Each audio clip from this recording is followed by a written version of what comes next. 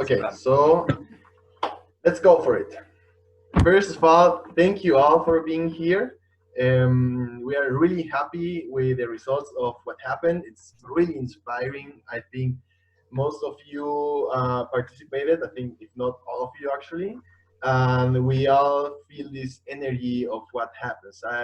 We have spoken about this constantly the last days. How actually river really unite us, and that has been truly inspiring. So again, thank you all, and I will start doing a little recap of how this all started, and then Vera's gonna talk a bit about the River Collective, which is the group of friends that also was coordinating this, and then Carlo is going to talk a bit about like the context of the Hydrolysia application, and then we gonna go to all your talks, or all the different rivers and experiences. So each river will get 3 minutes. So I beg you, please stick to time because we will have many people talking, and then we're gonna also have some experts like Elena, Andy, and they will go through the different data we got from data from plants, mushrooms, birds. So they will give us an overview of this, and at the end, Cara will explain us a bit about the story, and then we just wrap up, and that's it. So we expect from you to have fun, also to connect with other rivers, and to see that this is happening really worldwide. And I will share now my screen. So first of all, thanks to Mauro, the master hand behind this beautiful image. You all saw the logo, you all saw this image. He is a friend of Chile, and he has done a very beautiful work. So I wanted to thank him. Sadly, he isn't here, but I think his work was great, and everybody was kind of inspired as well for these graphics. So just to briefly recap, this all started like this idea with National Geographic. We applied to the Bioblitz fund. We wanted to do this in Sava River. It didn't happen. Then in Montenegro, in the Lim Valley, or the Tara actually, it didn't happen. So we just went worldwide. And first of all, I also want to explain why Home River. How did this whole idea came up? And for that, it's very important also to talk about briefly about my own home river, what moves me, which is the Bio River. I come from this place. I really feel a very big attachment to this river, and I actually feel a need to be there many times. When I was here in the Isa River, I loved it, but many times I was like just dreaming about my own home river. And this idea, what it was inspired of with Vera, and also when we were talking with Claire, how to actually during these COVID times where everybody's staying at home to feel this connection with our local ecosystems, which many times, I bet many of you actually have that connection, but many other people, or many, even we forget this connection. That is our neighborhood, which is way bigger than our house. It's really, really, really big. Look at my house. It's very, very big.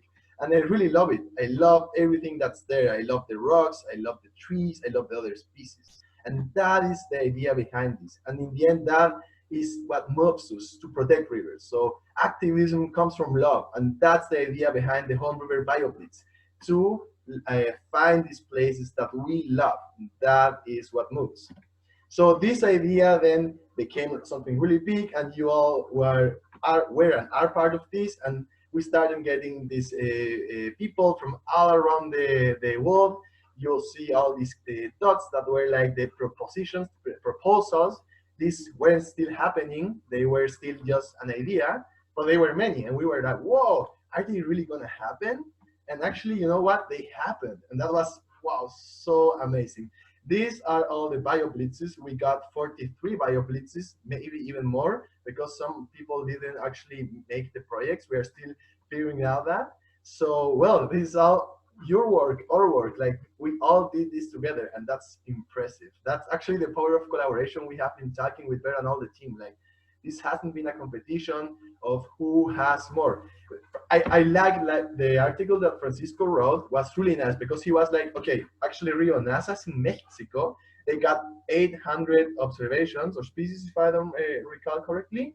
But he was like, yes, this is all only the biodiversity, and this is the love, and this is the caring we have for the river, and that we were so enthusiastic about us that we mapped all these species. And in the end, it was like, this is all to show the world how rich our rivers are in biodiversity and how also we have to protect that biodiversity. So in that sense, I only have to say thank you all. I think this has been a really amazing event. I'm looking so forward to the next year, and I thank you all who participated in this, not only in the organization, but also in the field, making their own bioblitzes. And please remember that this is all about our rivers. That's so important for me to remember constantly. And well, Vera has also been a cosmic networker for all of this to happen, and Claire as well. And I will briefly show you now the 1-minute video for those who haven't seen it, but I really like it. And then Vera, it's your turn. So give me 1 sec. There you go. I don't know if I shared this, it will be with sound actually.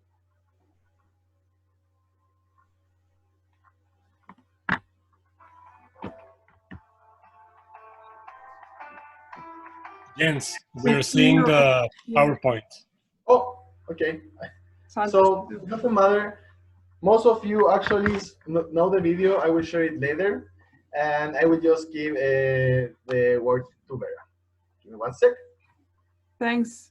In the meantime, Jens, you're also in charge now of letting people in, but you can also make David a host again if you like. Perfect. Thank you. Because now I'm going to try to share my screen. So I need to be sharing my screen. Sorry, guys, we didn't prepare this very well. Didn't realize the different settings. Will you make David a host again? 1 sec. We're playing around with this. Because probably there are some people waiting now in the waiting room. Yeah, David is a host. David, up to you. David, you know how to do this. So as Jens mentioned, we're a team of pretty much friends, all quite kayakers, all passionate about rivers, all got together last year when we had an idea of starting a Students for Rivers camp. So a moment where we would get together with students from around the world in Slovenia. And of this team, David is our most organized person. I think Jens is our cosmic networker. Semra there, she's also here in this meeting. She's from Montenegro and really like the connection with the local river defenders. But now it's up to David, who is our most organized person, to get this fixed. Thank you, David. Meaning that probably in the meantime, I'm able to share my screen, right? Because I prepared a little presentation indeed to introduce the River Collective. Some of you have seen this already a bit and already know what it's about, but for the others that haven't, just a bit of background how we started organizing this Home River Biolblitz. As the River Collective, the best way to put it is that we're a collaborative network that really aims to bring together science and river conservation, because we believe that science is important to back up the fights of the local river defenders. But not only biology is important, but really all the different fields of knowledge. So we try to bring together science from the side of arts, as well as law, as well as biology and engineering, to all come together and see how we can actually protect our rivers. So how do we do this? Like, as I mentioned already, last year we had a camp in Slovenia where we got together 30 students and started brainstorming about how to protect rivers for a longer term and to protect them from hydropower development. So pretty literally just bringing people together from different disciplines and thereby allowing knowledge exchange. Also some lectures, some workshops, but all like making sure that this collaboration could start. And really encourage people to take action instead of just writing more and more papers, like also making sure that this knowledge that's there really is put into action. So we were organizing this camp this year in Montenegro, and as all of you know, this global pandemic happened, so also we couldn't go to Montenegro, but that quite motivated us to actually keep organizing it and to do it for people worldwide, as this narrative that's happening in Montenegro is not only happening in Montenegro. It's not the only place that has rivers that have threats. So we realized like this online event can really actually help us to connect more people worldwide for their home rivers. And So we started to think of ways to get people excited about their own places, and instead of getting like-minded people all the way to Montenegro, we said let's try to get people at their home connected to like-minded people at their homes, right? So one of the things was we organized a game night, which really gave some good starting discussions about corruption. It was about developing your own valley, showing what the influence of corruption could be. We had several workshops that were about bringing together all knowledge of different people, and then also making it into a beautiful piece of art, actually, so to engage more people with science. We had several movie nights, one online, one with a discussion. Another one was more to organize a local movie night. At, for instance, on the right, you see a picture of Trento, where they did a movie night at their kayak club. And we had student projects where we had actually don't start reading this whole thing, but it was the result of a brainstorm session we had with several students to see okay, how can we put our knowledge into action to, on the one hand, keep our rivers free flowing, so really to act for our rivers, and on the second hand, to really celebrate them, so to increase that value and to make more people aware of it. And that resulted in quite some cool ideas that we will be talking about more tomorrow. And as you all know, part of this week was also the Home River Biolblitz, and that was actually an event that really just started growing from the moment that we thought about it. Just like Jens mentioned, it was really cool to see those dots of potential projects actually coming a reality. And I think it really shows the potential of just passionate people working together and using science to actually show the value of their rivers. And I think the power of this collaboration is really, really valuable. And I'm looking forward to some of your stories and why you were organizing it today. Just finishing up with this photo of last year. This was in Sochi, and actually quite some of those people organized the Home River Bioblitz themselves. So some of the students that joined us last year. So that was really cool to see them coming together here again and still putting effort in their own home rivers. So looking forward to your stories. Cool, over to you again, Jens. Thanks, Vera. Wow, just in time. That was perfect. So now Carlos will explain to us also a bit about the context. Carlos, you there? Yes, amigo, I am here. Now let me see if yes, I can share screen. Yeah, well, it's been an amazing journey to share this time. I really hope that we can continue to keep in touch for the next year. I mean, people sometimes are already asking, can I join next year? And there are some other new participants that will surely be there for 2021. And right now, I want to share with you a couple of slides on.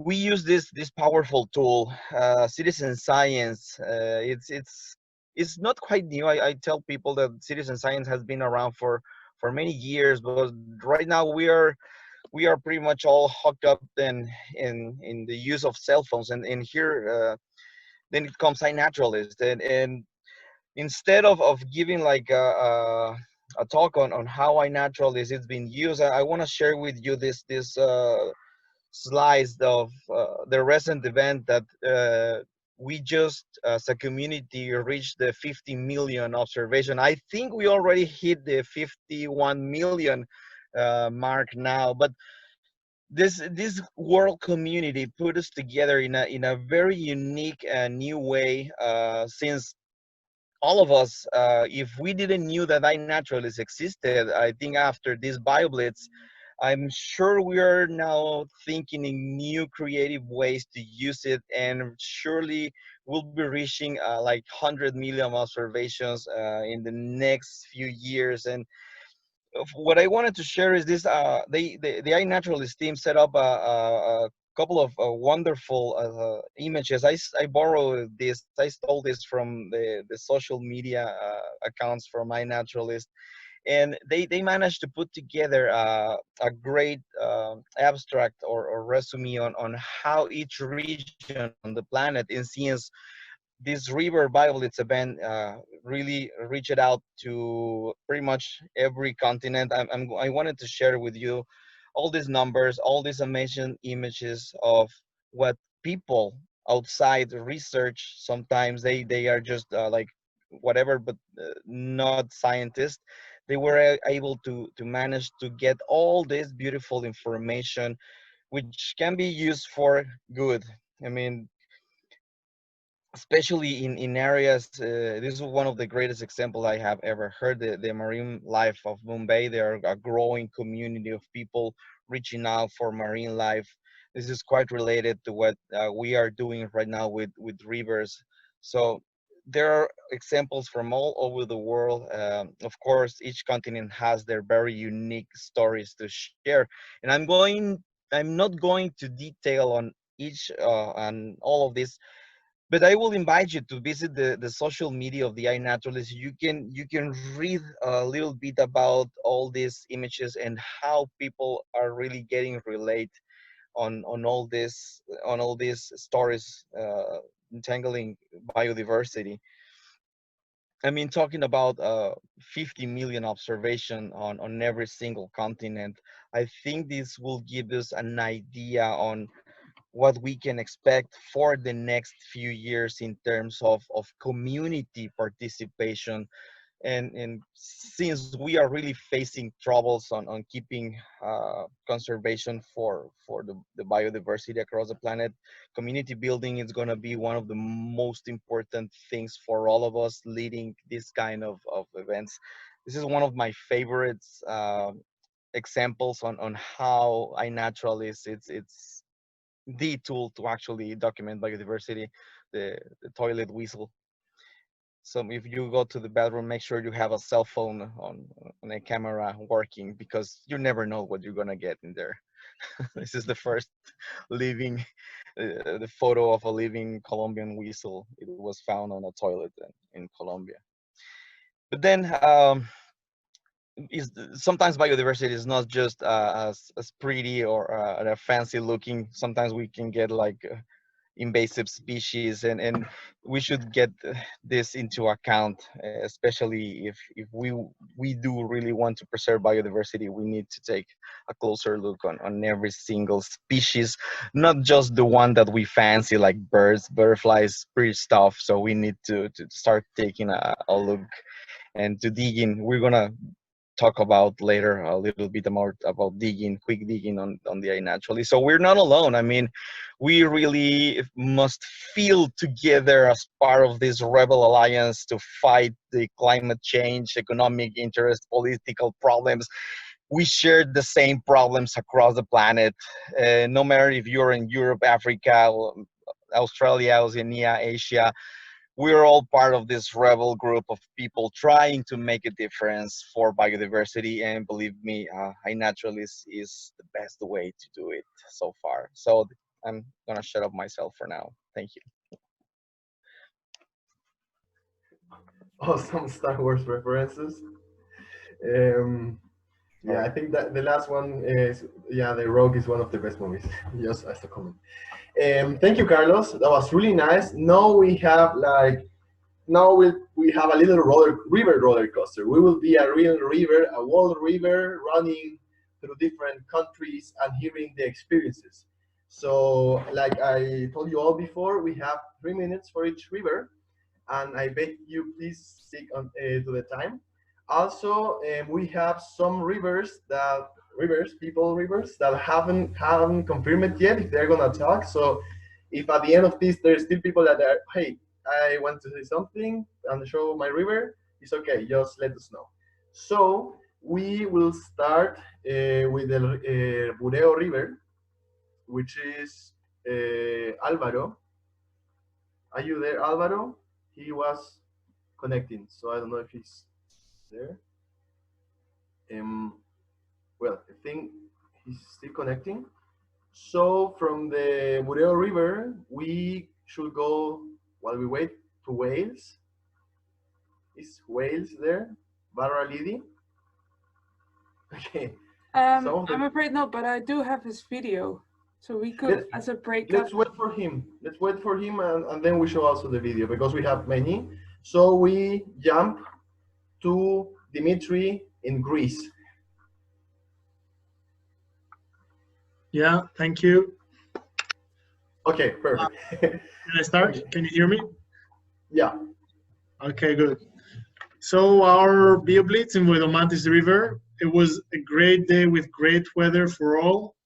Everybody had really positive energy from the beginning to the end. It lasted something like 5 to 6 hours, and nobody was tired. It was just sun that was going down, and we had to stop exploring the area. Well, in the beginning, we didn't really have high expectations in terms of variety of organisms, because here it's the beginning of autumn, and you cannot really find like blooming flowers or colorful birds and stuff like that. But we ended up finding much more than we imagined. It was really interesting that we had people from different disciplines in the group. So, for example, we had a forestry scientist, and he could tell us a lot of things about the needles from pine trees and how we can determine which species it is. Or we had a biologist. Like, nobody knew that if you just turn a stone in the river, you can find a bunch of different organisms there. And it was really fun for people from other science disciplines to see that there are hidden organisms everywhere, even under the leaves or under a rock. Yeah, everybody was well prepared. They had the application installed, and they had already joined the project, except from 4 people that they didn't have a smartphone, but they helped with their cameras. They had really good cameras with zoom lenses and stuff. Yeah, and the excitement kept going even after the event. When they saw that they participated in something bigger and that there were other people at the same time collecting all this information the same day for the same purpose. And also the video was something really, everybody enjoyed watching the video. They felt that they contributed in something really big and really interesting and important. Just by visiting their home river and exploring. In times of Corona, it was also a great break from their daily routine. And yeah, everybody was excited, and they're looking forward to the next Bioblitz. And they promised to bring even more people and even more excitement to the next organized Bioblitz. Awesome. If you want to ask something for our Biolbitz Bioblitz, you're free to go. Awesome. Just in time. You did perfectly. At the end, we will have a little open conversation about the rivers. For now, we are going from one place in the world to other. Thank you, Dimi. Now, Alvaro just connected. Alvaro, are you there? Alvaro? ¿Escucháis? Ahí reactivé el micrófono recién, no sé si se escucha. Hello? Yeah, te escucho. So do you have now your presentation ready, or are you just gonna talk? Mi compañera Elizabeth Sandoval también ingresó recién y ella va a ser la que va a exponer. Okay, he says that his friend is gonna present the river. So, ¿está tu compañera ahí?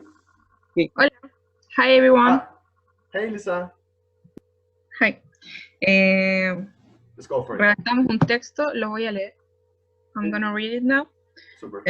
But give me 1 second, please. Yeah, all good. We have some picture we can show you. Yeah, if you want, you can share screen. Yes.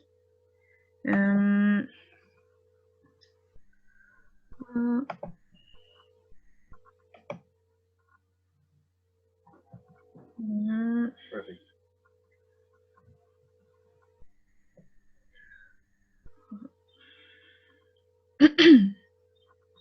So, time will be running now. I'm sorry, but I must be a bit strict with time. Sorry. I good. Just to let you know.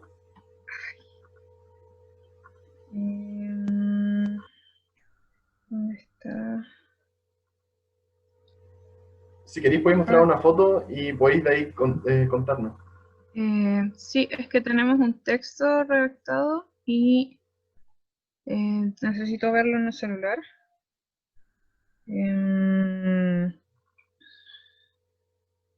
¿Dónde está Álvaro? Ayuda.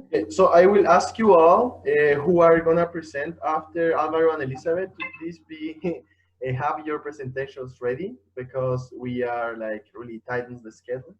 So We need to give them Okay. the space. Now I'm ready. Cool. okay, perfect. Go for it. Okay. You can see this picture or not? No? We see many pictures. Oh, I think sorry, I think she needs to I'm gonna you try have again.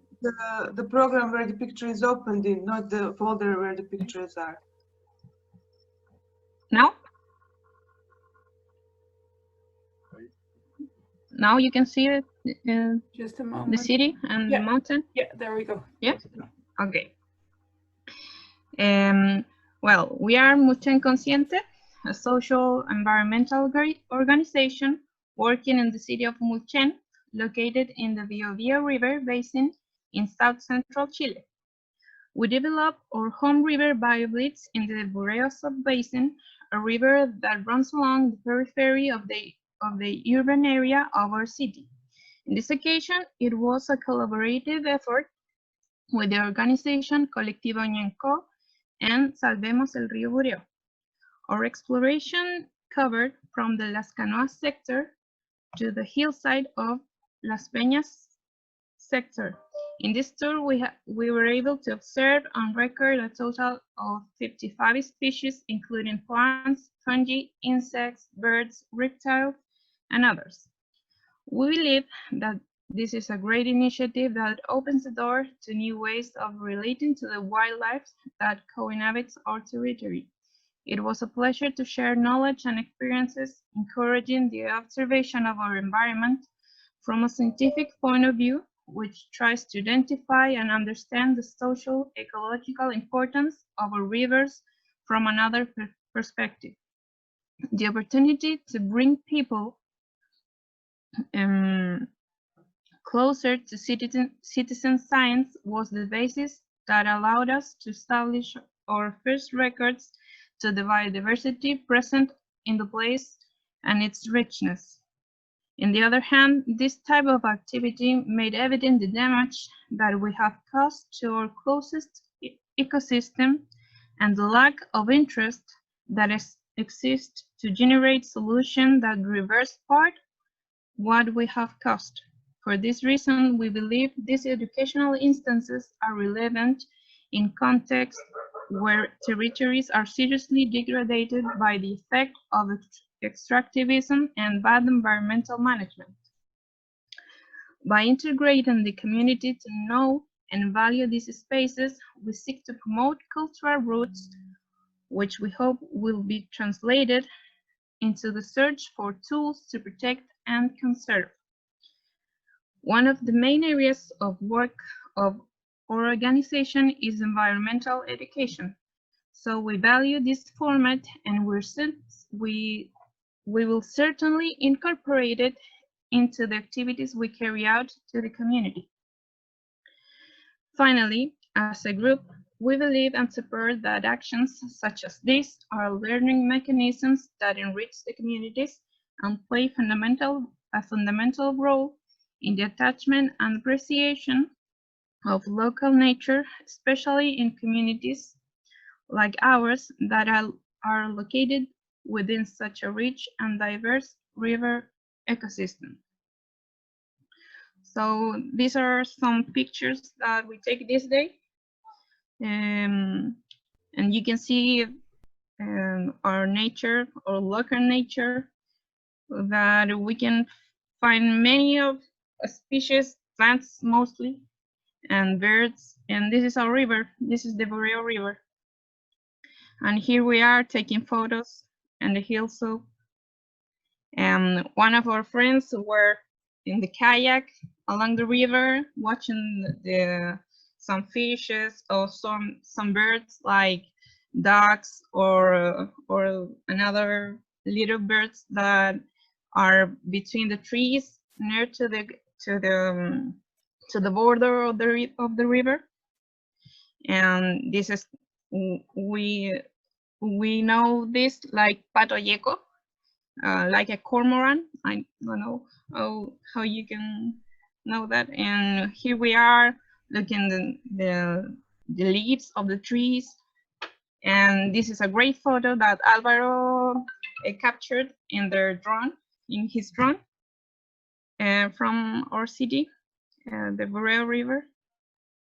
And this is where we live, and this is what we don't know really, but this is a great activity to know better what we have and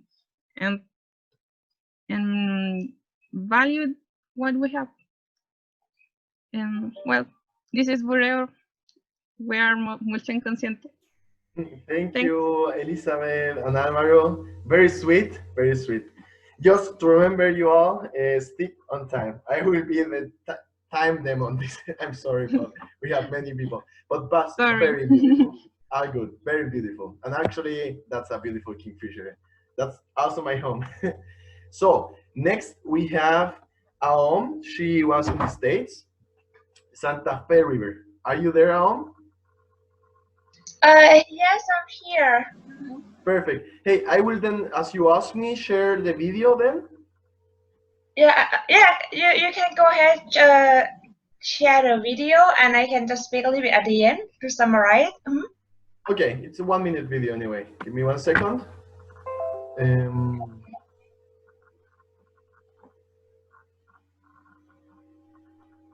Okay. Oh. Do you see this, people? The video? Perfect. Yeah. Yeah.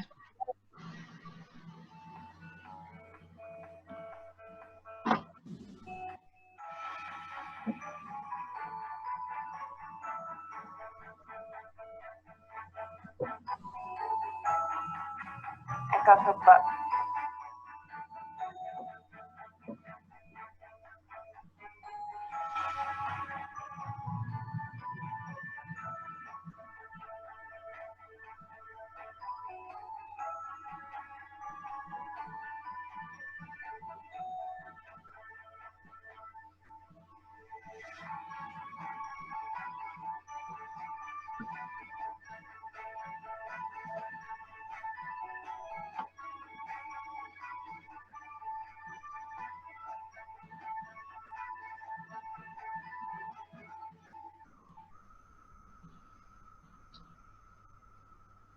Nice. That was really nice. So, you go, Elm. Oh, hey, thank you. So we are a very small group of diverse people from a kid 7-year-old to 70 up, and from China, Thailand, US, and because of COVID, it's very strict in Florida. So the Biolbitz Home River project really like a good opportunity for many of us to like survey. And actually, it was my first time to visit that area. And yeah, so we learned a lot more, and we just want to thanks for all of you who organized it and giving us the opportunity for contribute. Thank you. Thanks, Well, that was more than second time. So next, is Barra Lidi there, Vera? No, he was still kayaking. I guess the rivers went high, so he's trying to come back soonish. Okay. I'll let you know if he's there. Okay, all good, all good. Francisco from Mexico. Your mic is off. Right. Well, my organization is called Pro Defensa del Nazas, and it's focused on preserving the ecosystems of the Nazas River. The Nazas River is born in the faraway mountains of the Sierra Madre, and it comes to Torreon, where I live, that is about 350 kilometers away. Actually, I live like 50 meters from the riverbed, but now it's a dry riverbed because of dams and diversions for agriculture. We no longer have a river as we had when I was a small child. We started in 2001 trying to preserve the ecosystems of the Nazas River, and we managed that the government of the Durango state declared a small portion of the Nazas as a state park, Parque Estatal Cañón de Fernandez, because their studies from the government showed that it was unusually biodiverse and it should be preserved. So in 2004, they declared the Parque Estatal Cañón de Fernandez, a state park, thanks to our initiative. It was really funny because every time the governor of Durango came over here, we almost tackled him like in football to force him to listen to what we had to say. And probably because he grew tired of this, he decided to move forward and declare the Parque Estatal, the state park. Then in 2008, also thanks to the initiative of Prodenazas, the state park was induced to the Ramsar Treaty as a Ramsar site, number 1747, because it's a very important place for the migration of birds from all over the continent. It's a stopover, but also a migration destination for a lot of bird species. So for that reason, it was entered as a Ramsar site, a Ramsar wetland. We organized in very small groups because of the COVID situation. My group was actually probably the larger, because we were 4. There was a family, but it was father, mother, and 3 small children aged 3, 6, and 9, which were very enthusiastic, and actually they were second place in our BioBlitz with observations and species. It was very rewarding since we all came really happy of having documented more than what we expected. We didn't expect to find, there were several first records for the state park, thanks to this BioBlitz. For example, there's a small water plant that is related to water lilies that is the first record in the whole Chihuahuan Desert. The Chihuahuan Desert is the largest desert in North America, from the States to central Mexico. And it's the 17th record of that plant in the whole of Mexico. So we made very interesting observations. And this feeling good that we had for doing the activity has been prolonged by revising what we saw, helping others identify what they put there. Carlos Velasco has been of great help. Actually, he was the one that signaled to us that this water plant was so special. And it's like a second wave of feeling good, seeing all the things that everybody saw. Birds that have never been seen there, plants, insects, etc. It was really a great exercise that we are ready to do it again. We had done, for the first time, the Christmas bird count this last January, and the feeling is very similar. So everyone is ready to go for the next BioBlitz, for the next Christmas count, for everything that is able to project the richness of our little desert river here in Torreon. Thank you, Francisco. That was really nice. And also you wrote a very beautiful article about the outcome of the BioBlitz in the Rio Nazas. So thank you, really thank you. You're welcome. Now we have Nico from Italy, the Tagliamento River. Are you there, Nico?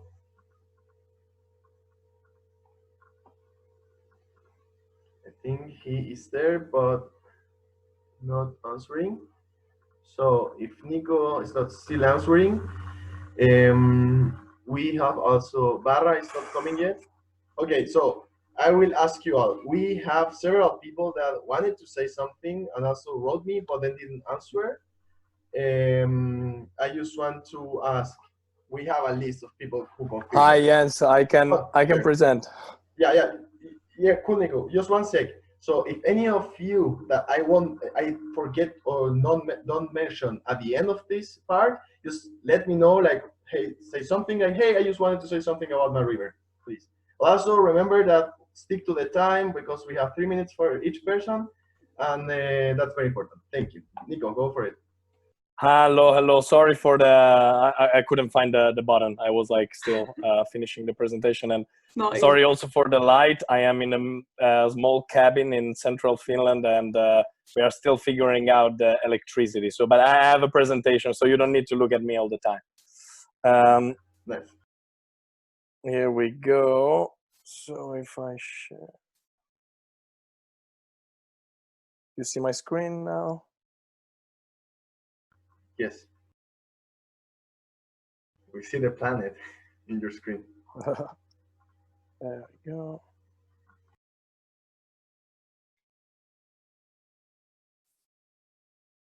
All right.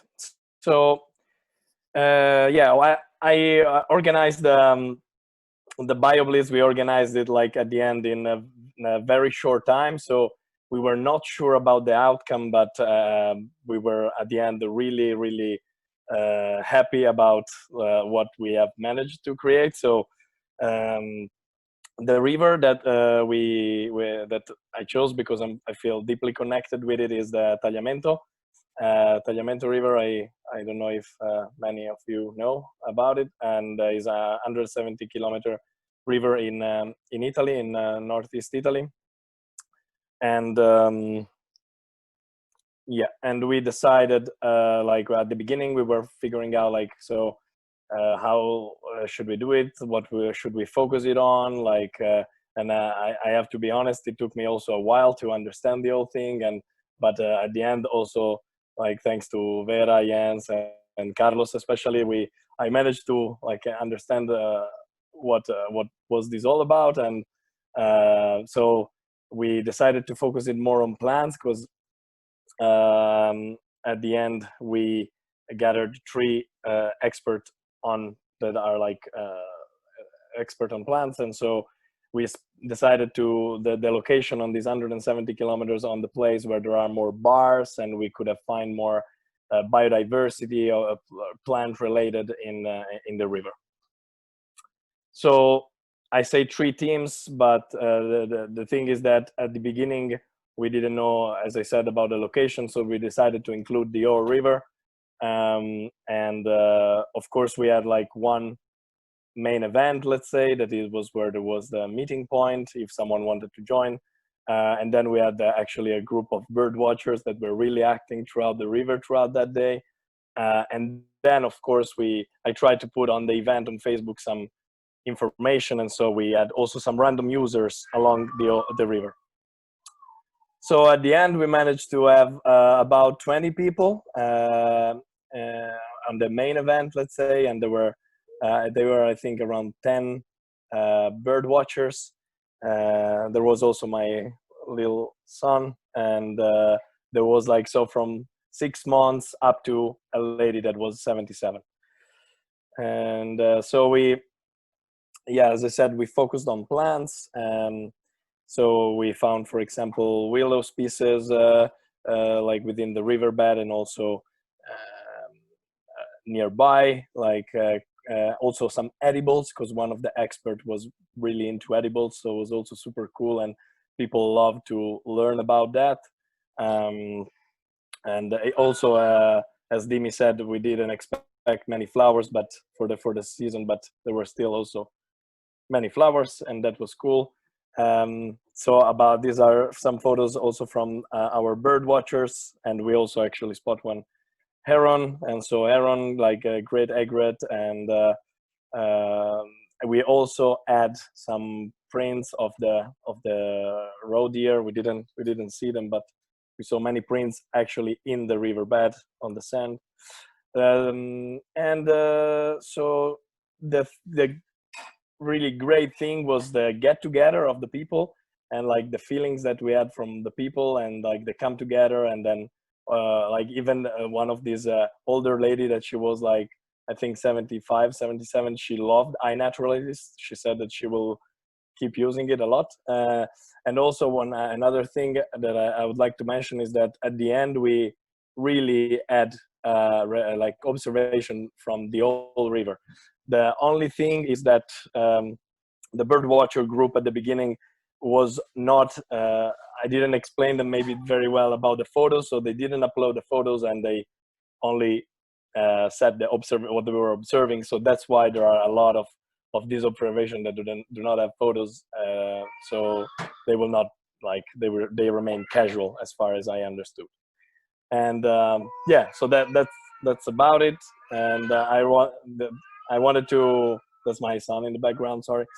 And I wanted to thank everyone, like from the River Collective, and also big thanks to Carlos that helped a lot setting it up. Thanks, Nico. That was really great. And actually, Tagliamento is a really interesting river in Europe, in Italy. Now we have Claver. I don't know if I pronounce correctly the name. Are you there, Claver? She is there, but I don't know if she's hearing. Claver, you there? Okay. Then we also have Franzi from Germany, the Spree River. Exactly. Hello. There you go, Franzi. I would like to share my screen, David. Nico has to unshare his, I think. Yeah. Thanks, Nico.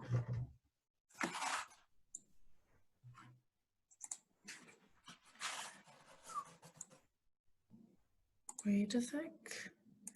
Okay, so yeah. Hi people, I'm Franzi, and together with Kara, who is also joining here, we organized the Bioblitz at the Spree River in Berlin. And so we had quite a, let's say, urban stretch, but still we wanted to like get aware of like what biodiversity exists like really next door. And yeah, so here you can see some pictures. The river is also used like touristically, and there are also like tourist boats of like different sizes and so on. And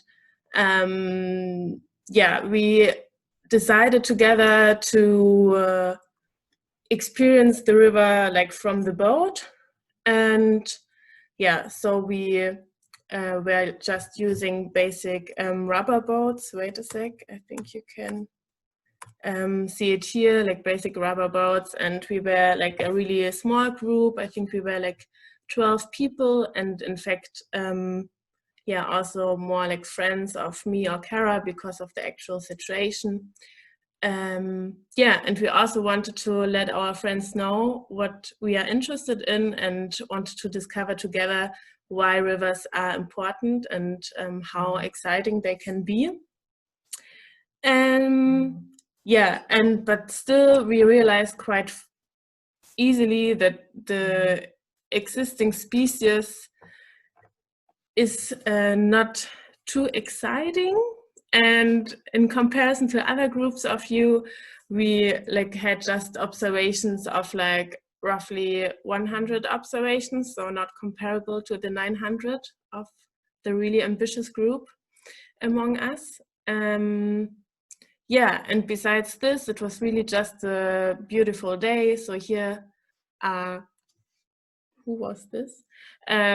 Here are some impressions. So yeah, also people who didn't used to boat before on the river decided to go and were motivated. And so it was also really a nice experience, especially in the light of like the urban area around it. And also we came across like different parts. We came across like a small island which is also protected. So there, for example, you could see like cormorants And some would say, well, these are species that are quite common, but still already super special for us in Berlin. And also, yeah, here you can see some shots from the app. And yeah, it's also great that just people got to use the app and also find like different ways of like getting to know animals and plants that live next by. And I think we just really had a great day on the river.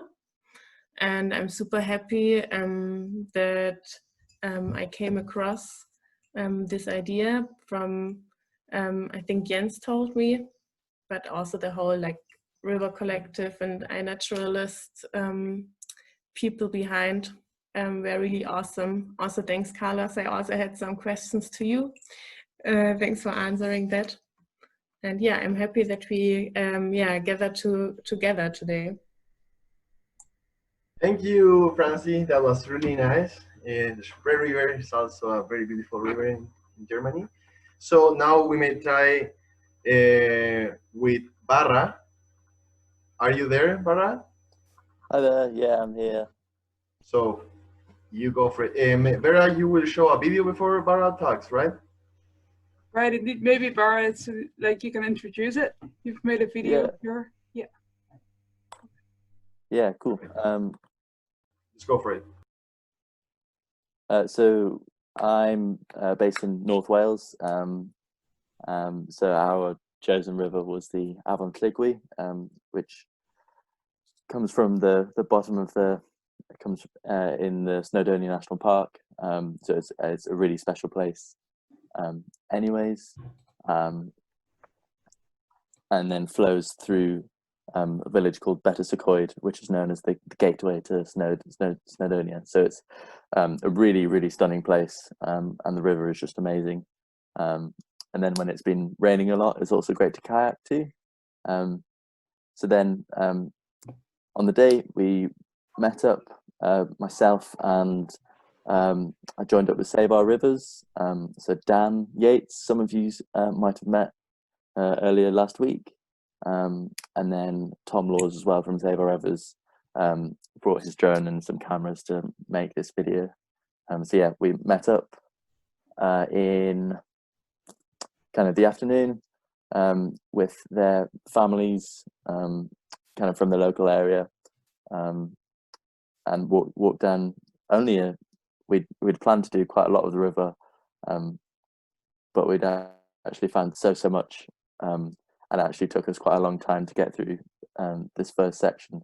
So we didn't actually go very far, but we found quite a lot, and the kids, loved it, finding lots of fungi, little spiders. I'm sure we'll see on the video now.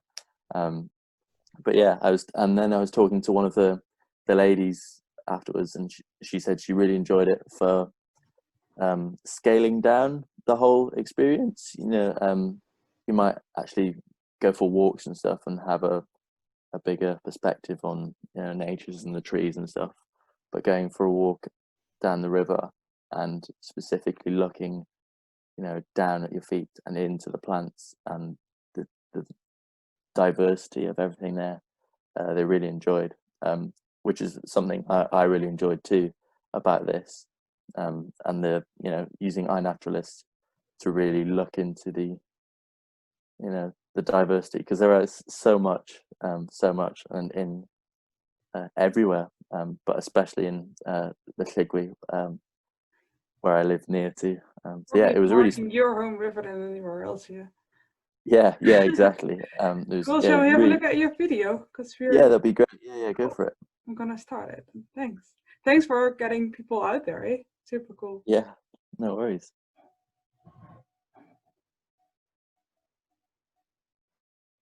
Hi there, I'm Barra. We're here at the Afon Llwyd in Snowdonia National Park in North Wales. Today we're here for a global event called the Home River Biolblitz. It's a global effort to explore your local rivers and observe for the nature and all its biodiversity. So we're using an app called iNaturalist to take pictures of all the flowers, all the fauna, the mosses, the trees, and any insects, you name it. We're taking pictures of it, taking it, uploading it onto this app called iNaturalist. What we're doing is joining around 50 other communities around the world in cataloging the biodiversity of our local river. It's really important because population size of different species in freshwater habitats dropped by 83% since 1970, and we can only really keep track of what's going on by accurately cataloguing everywhere what we've seen. I think unless our kids kind of enjoy their surroundings and the beauty of where we live, then they're not going to appreciate it, and they're not going to put any effort into serving it. So I'm quite old, so I was born in the 70s, and when I was a kid, I used to play in the local river, and I used to stand in the local river, and like fish would nibble my toes, and I'd get bitten by insects, I'd be covered with stinging nettles, and basically be completely affected and absorbed by nature around me. And when I'm with the kids now, it's actually really, really difficult to spot creatures and wildlife, and certainly I've walked the whole length of this river and I haven't seen a single fish or moving species in the river, and that's really sad. I'm proud of myself. They don't say come up with oh my god. That looks terrifying. That's a very scary picture. That was not it. Please tell me I did not put that on my arm. What spider was it? I think it's an. Why did you say that? I don't know.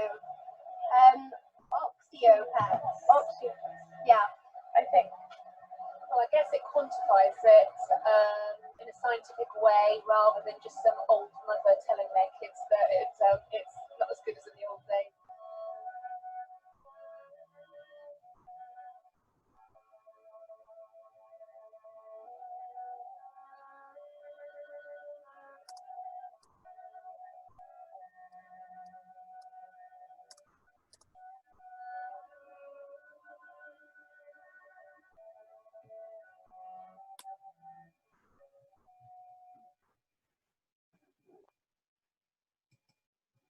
Right. Super cool. And just to mention, Vera is the first one that actually became a member of the River Collective. We started having memberships. So you're the first one, Vera, and I'm really excited to have you. Super cool video you put together there. Thank you. Yeah, I can't take credit for the video. It was Tom from Save Our Rivers. Still, you got those people on the river and they video. Cool, Jens. Super. Thanks. We are almost done. Thank you all. Clara, are you there? She's in the university with bad internet. Clara, you hear me? Yes, yes. Can you hear me? Yeah, we hear you.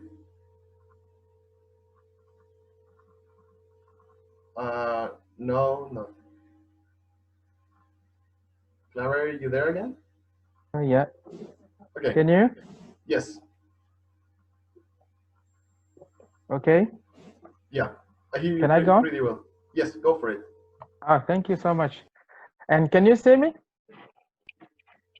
That we cannot, but maybe if it's okay for internet, you can just talk however you want.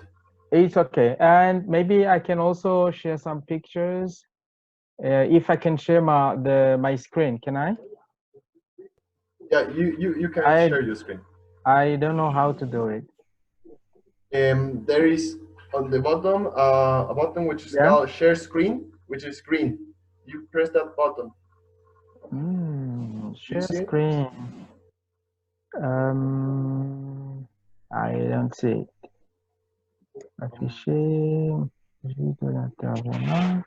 The bottom part. The green button at the bottom. Green one. All right. Saw it. I saw it. Good. Yeah. Can you see my screen? Almost. It's just loading, I think. Okay. Good. Yes. Thank you. So I organized my Bioblitz. It's a river at River Nahangwa. It's a river, the main river crossing Bujumbura, and Bujumbura is the largest city in Burundi. In Burundi, it's a landlocked country, a small country, landlocked in East Africa. And the participants were mainly students who are interested in the conservation, who interested in biodiversity conservation. And we met in the afternoon at 2 Just as 2 a p.m. note, Claire, we're still not able to see your screen, but I think we can listen to you. Oh, sorry. But okay. you're talking, Let I think it's gonna. Thank you. Is that okay? Yeah. Sorry. Okay. Can I keep talking? Please, Yeah. please. Okay. I'm sorry for that. So this Biolbitz activity has been for me a good opportunity.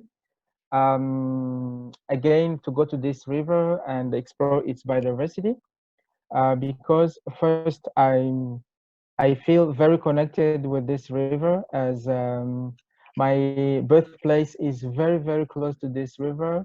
I grew up in close to this river, and I used to swim in it, like every because here we have the season, we have dry season and the wet season, the rainy season.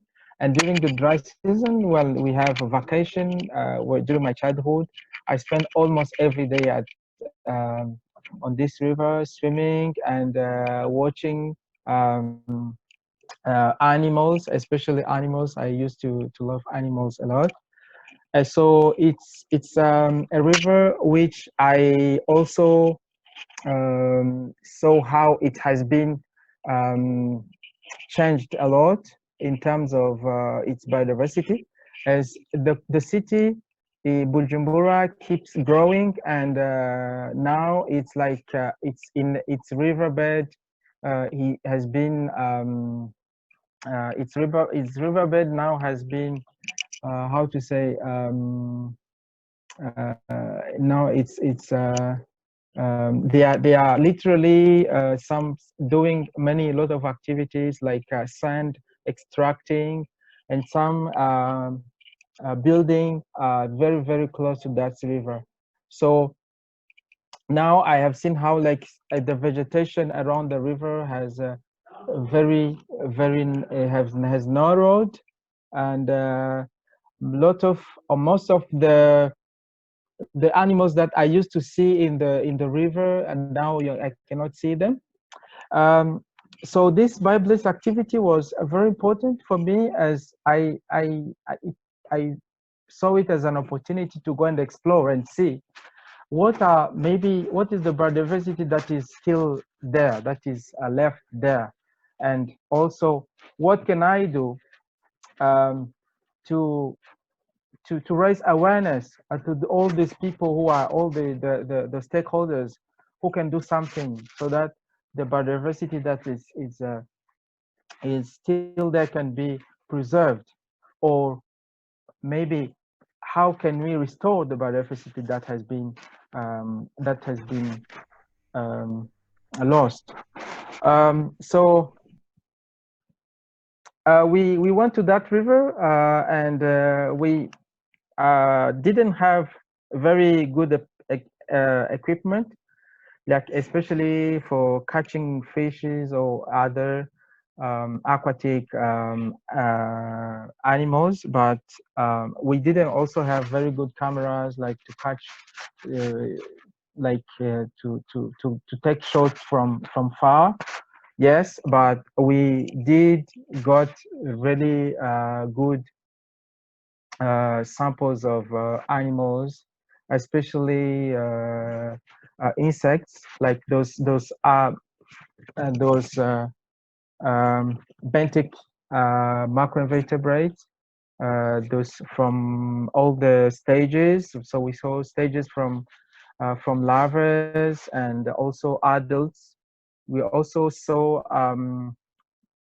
many species, insect species from which are not which are not aquatic, but which are connected to this river, as I think they interact with the life from this river, and also depend of this river for many of its life, so their life.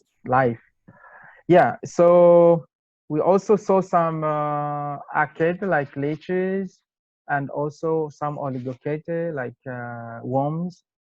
So yeah, and at the end of this, I was very satisfied with it, as I really saw many species that I didn't expect they are still there. I actually do some research at this river, but I didn't, I never thought of exploring and go and see what are the biodiversity that can be found there still. Yeah, but so this BioBlitz activity has been a very good opportunity for me to explore this biodiversity, and now I'm able to say if like to plead to the stakeholders, those people who should do something so that this biodiversity can be preserved, or the biodiversity that has been there can be restored. So Thanks, it's Clever. very important. Yeah, thank you, John. Thank you a lot. That was really interesting, and I see like we all have learned a lot about our rivers.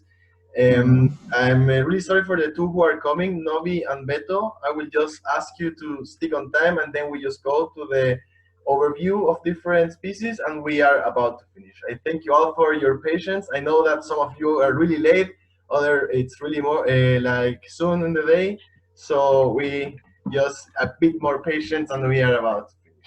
So, Novi, are you there? Yes. Okay. Thank you, James. Okay. Now from Ciliwung River in Jakarta, Indonesia, at the Home River Biolblitz activity, participants explore the upstream side of the Ciliwung River. The Jakarta flood solution, echoed by the central government through the Ministry of Public Works and Public Housing, concreting the upstream of the river on the south side and making inspection routes along the river, cause the threat of flood accumulation in the downstream north of Jakarta that goes out of control. 5 years stop after the pros and cons of concreting the central government versus Jakarta local government turned out to be anticlimax, and nothing was done to restore the river. So on the day of the Home River Biolblitz event, participants found significant comparisons in the picture 5 years ago, and maybe you can find in Ciliwung River folder.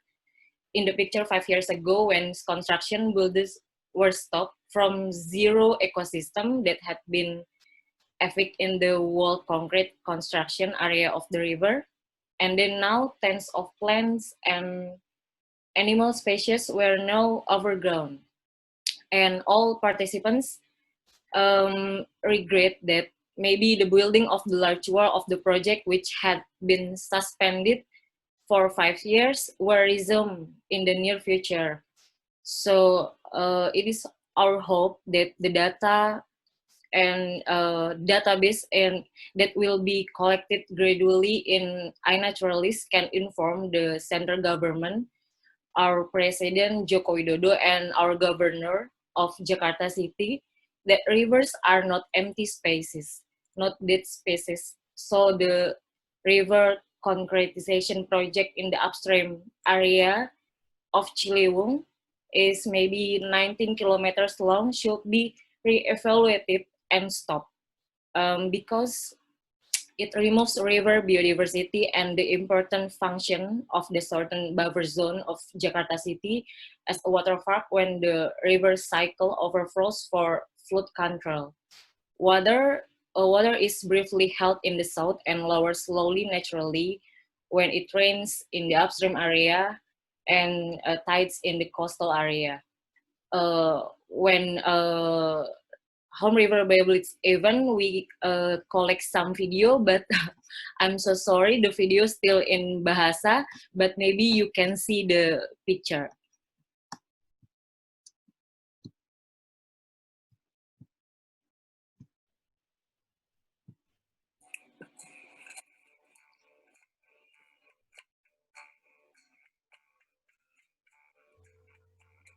We see the video. Maybe if you want, Novi, you can make the sound louder. Yep, but this is the Ciliwung River. This is still in Bahasa Indonesia. This is a Haruga flower that reclaims the wall concreting in Ciliwung River. So this is overgrown. And Haruga flowers can be herbs, and you can make a tea. It is like a chamomile tea, but in Indonesia, it's known as herbal tea for relaxation and for make relax yourself. So we can found this flower and another flower along the river when Home River Biolblitz event.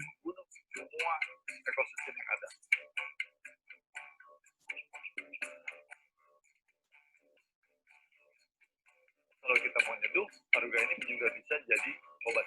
Jadi di samping kritik, Haruga juga memberikan manfaat. Jadi dia mengkritik dan memberi manfaat.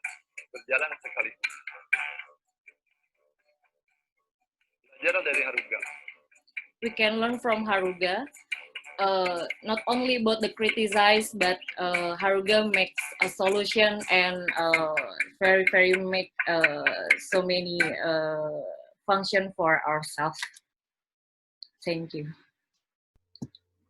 Thank you, Novi. That was really great. I love the video, and also you were also mentioning this tea ceremony you had. So to finish the river talks, before we just go to a little talk about the species we saw, Beto from Mexico is gonna briefly show some pictures, and then we finish this part. Thank you. Go for it, Beto. Hi. Well, you can listen to me? Yes. Yeah, I will try to show you a few photos. Let me check. I'm on my cell phone.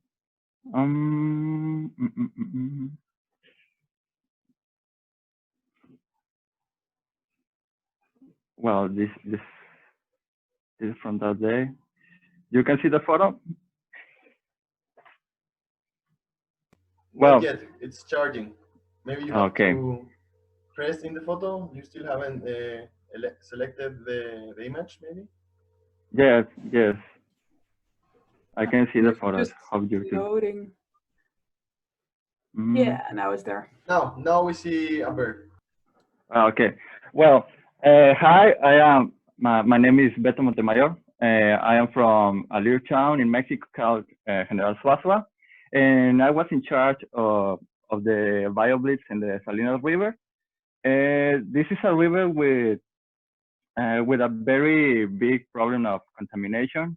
I was starting to watching the species that live there like a year ago when I bought my first camera. And well, I started to making my records that day before the sunrise because I wanted to see and hear some nocturnal birds. I'm a bird watcher. And well, that day was a very calm day because the current of the river was somewhat strong, but I saw some interesting things, like, for example, red-shouldered hawk. That is a species that the last time I saw once was like 7 months ago. And then Carlos and his friend Diego joined to me, and was very cool because, like I say, I'm a bird watcher, but Carlos and Diego was taking photos of bugs and some spiders and things like that, and they record a few new species from the river, and we can see some other species that are very common here, but people don't know, like this roadrunner. There are coyotes nearby, and but yeah, that was a very great day because I see a new species. We record a new species from the river. I learned a little bit of bugs because I don't know. It's like I don't pay a lot of attention to them. And then at the midday, I took a break because it was very hot. I live in the desert. It's a desertic zone. But on the afternoon, before the sunset, I make a second round and I see another species like the caracaras, which is one of my favorite breeds. That's why I have an account. You can search for it, like call it the caracara on Instagram and Facebook. But yeah, that was some things we saw. It was very cool. I'm trying to show the biodiversity of this river because the local people are unaware that here are a lot of bears, fishes, and something like that. They say like, oh, this is an ugly river. There is nothing, and no, there is a lot of things, and well, that's what I wanted to show with this biolist, yeah, and well, that was something. Thanks, Beto. That was really great. Your pictures are really amazing, your bear's picture. So we just have one more person, Sembra from Montenegro, before we go to a little analysis of the information that the Home River Biolblitz collected. So Sembra, are you there? Yes, I am. I thank you, Jens, and everyone. I have a really short presentation. Let me just see. Okay. Can you see the screen? It's loading, but it's coming. Okay. Just as a note, it's pretty cool that Sembra is presenting here because we would have been in Montenegro at the time of the Bioblitz doing one there, and then it became a worldwide event. So it's exciting that there was still one happening in Montenegro. Thank you. So this is Zeta River in Montenegro, and we decided to do the Bioblitz there because this is the first river that will hopefully be protected as a river in Montenegro. We paired up with Montenegrin Ecologist Society, and here are Nina and Jelena also knows this river, so hi. So we had logistic support with by Undiscovered Montenegro, the tourist agency. They gave us. So we didn't do very much mapping, but we had really good time. It was a really good opportunity to drag people out and the river because people are not used to go to enjoy in such a way. So we had about 30 people, all ages, and few young families, which I think was really good. And also the local activists from Danilograd, from Lanja Meander in the center of the city, where they want to build the wastewater collector, joined us too. And we have a young, these are Germans. Yeah, but we had a lot of kids and they really enjoyed it, and a lot of experts also that showed us a lot about, and some people enjoyed the jumping in the river and playing there.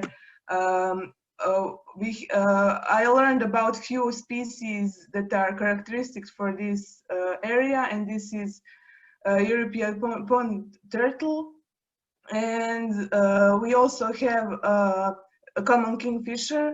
I don't have photos here, and what's interesting is also this Skadar oak. It's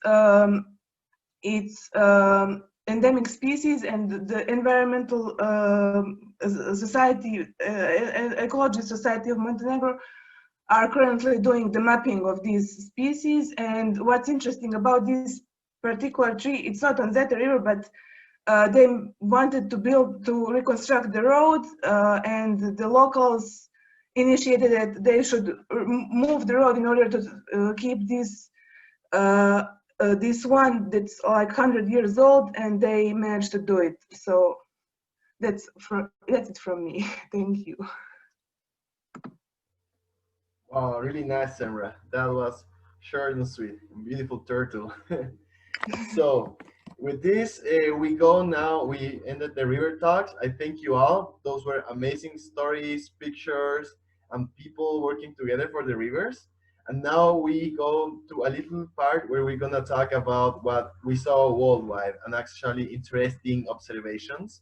For that, Andy Goss from the LMU University, Munich, Germany, will give a brief overview of plants and mushrooms. Are you there, Andy? Your mic is off there. Yep. Hi. Can you hear me okay? Yeah, we hear you pretty well. Okay. Just going to present this. Can you see my screen yet? Yep. Yes. Okay. So yeah, hi, I'm Andy. I'm technically a botanist.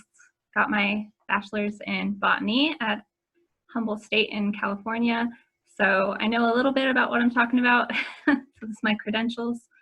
I'm just going to do a quick overview of the most popular plants and mushrooms that people documented using the iNaturalist app. So as of Saturday, there was 1,820 species. And actually, I just checked it about 10 minutes ago, and 5 more have been uploaded. So people are still uploading. So these numbers are a little out of date, but basically, as far as plants go, we had almost 1,000 different species that were documented with almost 3,000 observations. So that's over 50% of the total observations of different plant or animals life or plant life. And that's pretty understandable, so because plants are so easy to photograph. They don't move and run away when you try to get a picture of them. What I thought was really cool is that there were 100 species of lichens or fungi that were documented. Those are more ephemeral, they're harder to find usually, and lichens are very often overlooked when people do biodiversity observational studies. So it was cool to see so many actually make it into this project. So as you probably know, almost everywhere where there was a bioblitz, we had people documenting plants. The most observed plants that were documented were actually the Taxodium, which is a type of cypress. And I'm not sure how to say the Spanish name, so I'm not going to try. But we had 23 observations of this one species from several different locations all over the Mexican bioblitzes. All of these photographs that you'll be seeing are actually taken from the observation data. So these are all from people who participated in this event. The next one I wanted to show you is the hawthorn, this Crataegus. And this is one of the more widely distributed species that we had that was highly observed. So it was seen in 6 different countries all throughout Europe.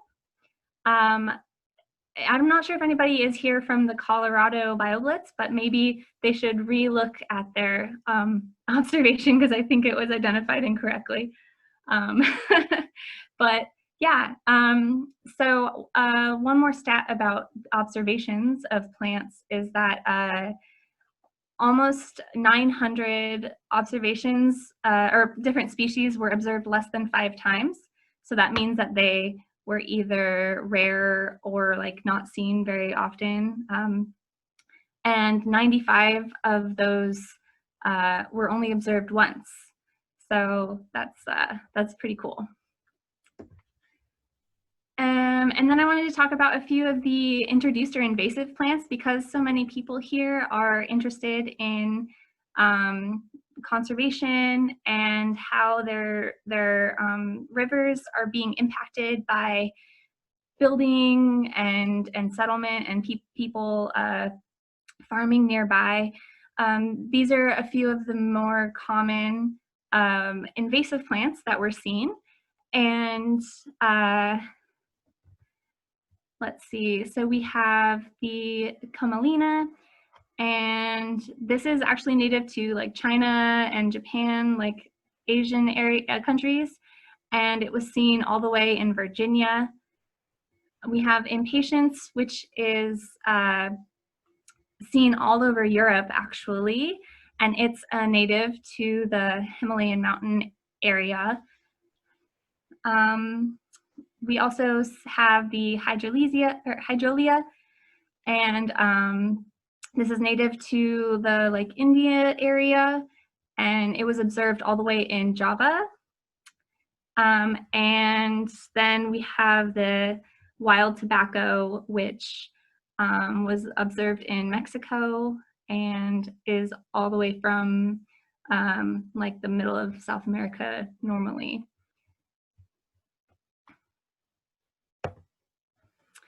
So I'm going to talk a little bit about some of the fungi that were observed. So not everywhere where there was a bioblitz we saw fungi documented, but that's okay, I understand. But there were some really popular fungi. So we had 6 observations of this Termites versicolor, which is commonly called a turkey tail, and it's a decomposer, and it some people use it like medicinally, and it was seen in both Europe and the United States. And then we have this latiparus, which is a commonly eaten mushroom, and it was seen in Greece at the Greece Biolbitz. It was also documented in Slovenia, but I again think maybe that was incorrect. But yeah, so these are some of the most observed fungi. We had some really cool looking mushrooms. We have this Clathrus, which is a part of like the stinkhorn family. So they smell really bad, kind of like something died. And that was observed in Mexico. And we have this, let's see if I can pronounce it right, Dahuenia. Almost. Almost, okay. Dahuenia. And it was observed in Chile. And this is an edible mushroom that actually is a parasite on the Nothofagus trees, also known as beech trees. But yeah, it's really, really cool looking when it's mature. So these are immature specimens. And then lastly, I'm just gonna highlight lichens because they're my favorite. And the most observed lichen was this Xanthoria. It's a bright yellow lichen. I'm pretty sure everyone actually saw this one because it's distributed basically worldwide. But again, only documented in 3 of the bioblitzes. And then we have the Peltidra. So this one wasn't identified to species, but Peltidras are called dog lichens because when you get them wet, they kind of smell like a wet dog. And these are documented in England, but I'm sure we saw some here in Germany as well. It's common to find. But yeah, so basically that's it. I just wanted to give you guys a quick overview of some of the more commonly seen plants and mushrooms that we had on the bioblitzes. So thanks. Thanks, Sandy. Actually, that chicken of the wood, we also collected it together, remember, at the ISAR, and it really tastes like chicken. It's crazy. It's so crazy. Now, Yelena from also Montenegro is going to talk a bit about the birds with the support of Andre. Are you there, Yelena? Hi, can everybody hear me? Yes. Yes, we can. Okay, then, good. So I'm gonna share my screen now. Can everybody see my screen? Yep, perfect. Amazing. So I'm Yelena. I come from Montenegro. I am gonna tell you something about the birds that were observed during the 20th of September. I did this presentation with the help of Andrei Ralev, and I need to thank him for some inputs that he saw and I didn't see. So I've studied my bachelor's in Montenegro. Now I'm here in Munich, freezing currently because it's super cold, and studying with Andy and Jens. So here is the Vermilion flycatcher, which is a bird that is mostly observed worldwide. So we had 38 observations of this little bird. It's very nice. And so this is a general overview that we had 226 species from 666 observations. I must say that I'm not very happy with this. There could be more. It's like a also the data was a little bit clumped. So I can say that in Europe, most of the data of the birds and observations and also species came from Tagliamento River in Italy, which are our absolute winners here. And only 9% of all the observations and species were actually from the rest of Europe, so which I cannot believe that happened. But we have also the rest of the world. So in North America, we had 57% thanks to Mexico, because Mexico also had like a good bird observations. And Africa, so in village Musambi, which I fell in love with that village. It's awesome and beautiful. They had super cool observations.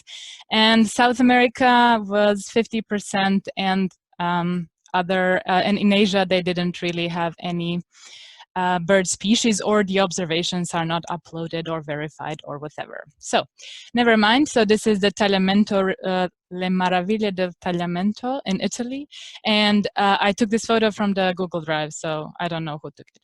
So they had 98 observations and 91 species recorded, which was very cool. And why is that? Because they started from the Alps. So they had this huge transect from the Alpine region and all the way to the Adriatic Sea. So you can have very much different habitats here, which leads to a diversity of species, of course. So they recorded, for example, some species that you can see in the rivers. So for example, a kingfisher or white-throated dippers. I'm also very much shocked that there were only 4 observations of kingfishers around Europe.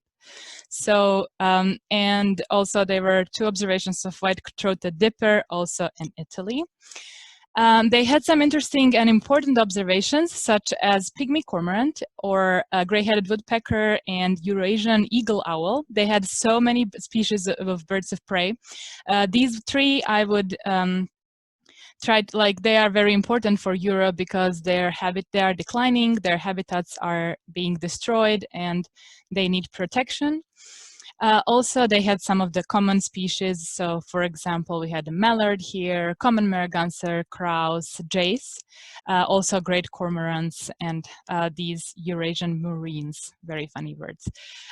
Also, Rio Nazas in Mexico, another place that I fell in love with, they had 164 observations with 44 species that were extra cool.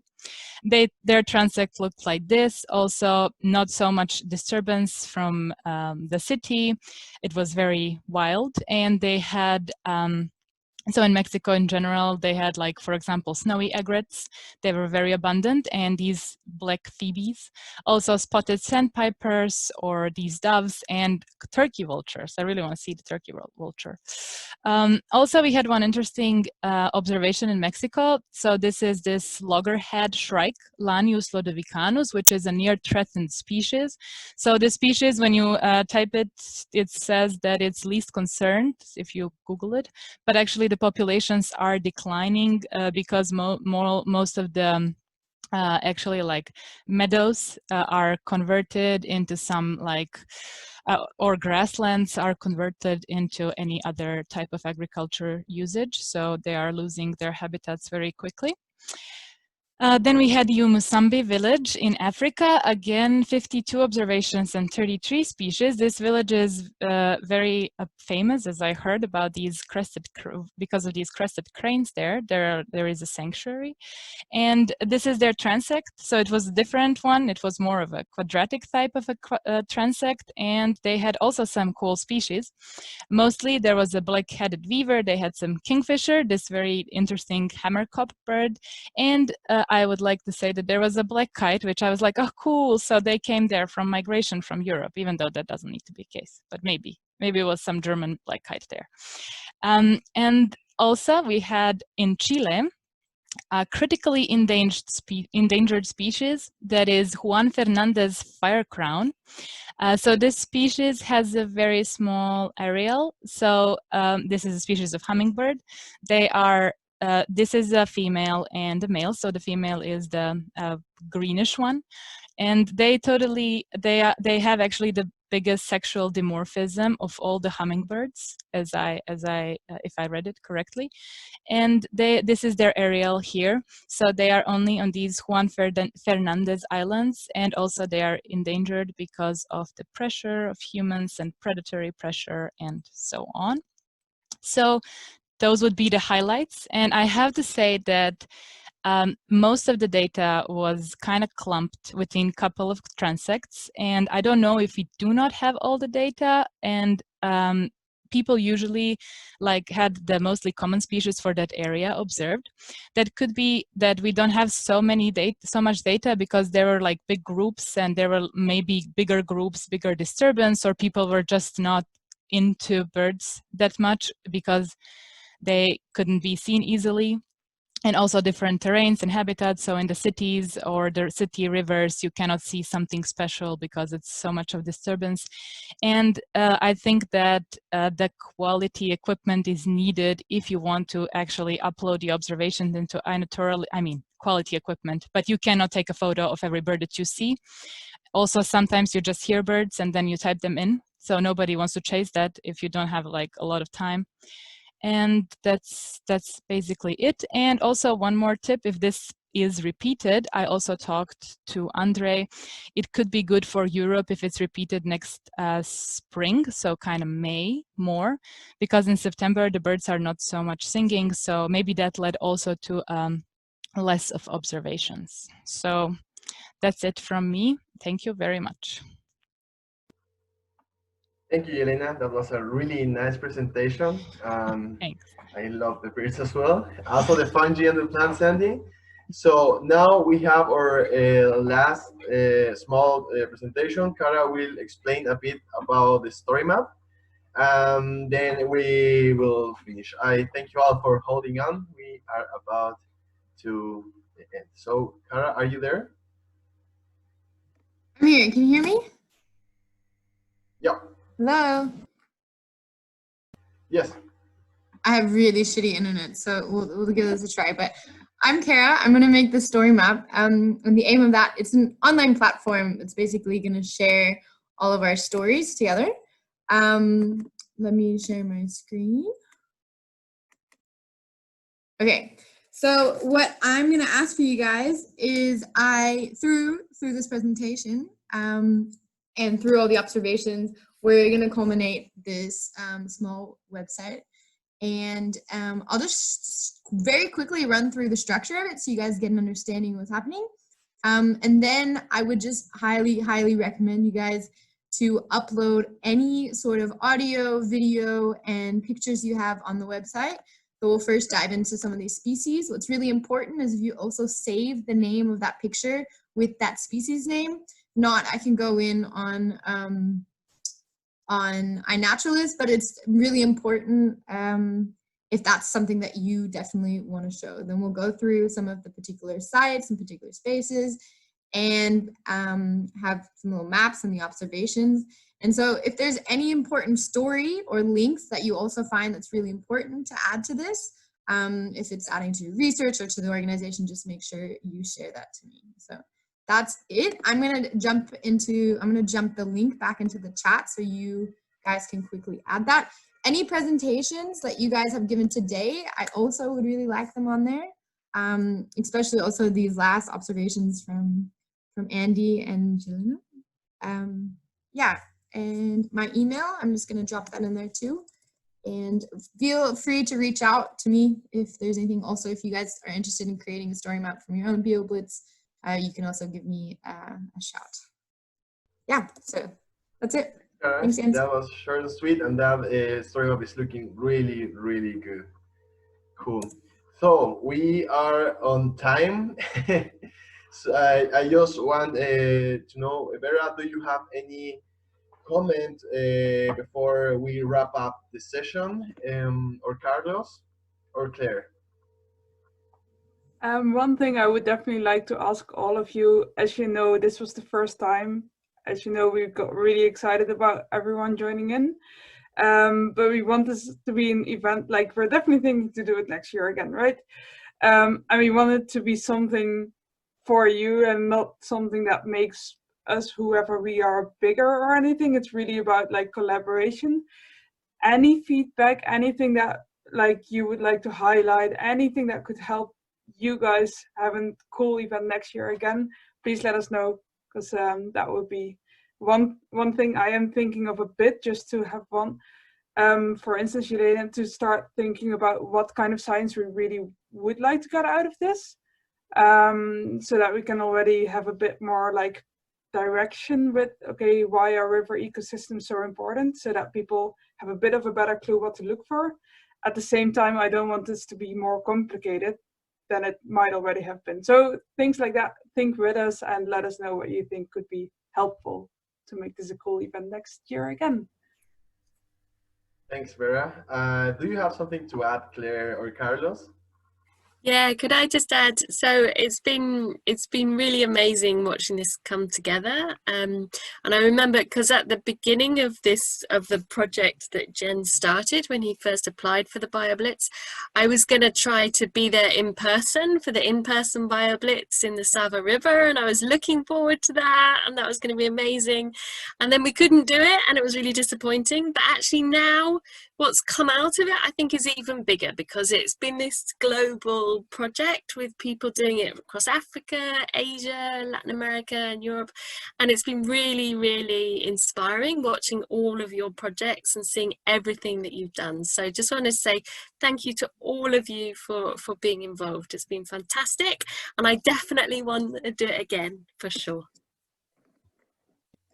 Thanks, Claire. Carlos? Yeah, just one final comment. Thank you, Jens. Thank you, Vera. Thank you, all of you, for participating in this event. You now have this amazing tool, which is iNaturalist Citizen Science. You have a lot of data. We just saw that on this final presentation. They were amazing presentations. But you can just scratch your own data for your own river and take that to your community. Let your community know you have living rivers for you, and that will surely help to preserve them. And just that, I'm gonna stop talking, but make the people know that you have living rivers in there. See you. Thanks, Carlos. Yeah, well, thank you all. Just as a comment, yes, the power of citizen science for environmental monitoring is really amazing. Some of you already have talked to me like you want to make a bigger project along the year to keep monitoring the species and use that as an argument for the protection of the river, for example, against dam construction or pollution. So I think this is a great tool for river protection. And also, I think it's really important to understand this is for protection, but also to understand the species we live with also. That is very important to understand we are not alone. Humans are not the only species in this planet. But I think all of you here know that, so we only have to spread that message. Well, thank you all again for holding on. Thank you, Vera, Claire, Carlos, and also all the speakers. Just for you to know, Carlos is National Geographic. He runs the iNaturalist and Citizen Science part of National Geographic. Claire McNulty. She is a program officer here in Europe. She's in charge of National Geographic in Europe. So you may also maybe want a bit more about how to apply to National Geographic grants in the future if you are in Europe. So Claire is the person to reach if you are interested and have a really nice idea, maybe related to rivers and citizen science. So I encourage you all to think about that. And again, thank you all, and I'm looking forward to see you all next year. And thank you, Jens. It's really been great putting this all together with you and the rest of the team, but it's been crazy fun. Yeah, excited. Yeah, thank you. Peace out. Passion. Thank you, guys. Let's now make sure you upload everything. I'm at home, gonna drink a beer from my river. Really cool job, everyone. Good water, good rivers, good beer. Remember that. All linked. Thank you, everyone. Connected. See you. Bye. Bye, Novi. Thank you. Bye, Francisco. Thank you. Ciao. Bye. Ciao, ciao. Thanks. I think I'm gonna keep this smile for a while. Is that okay?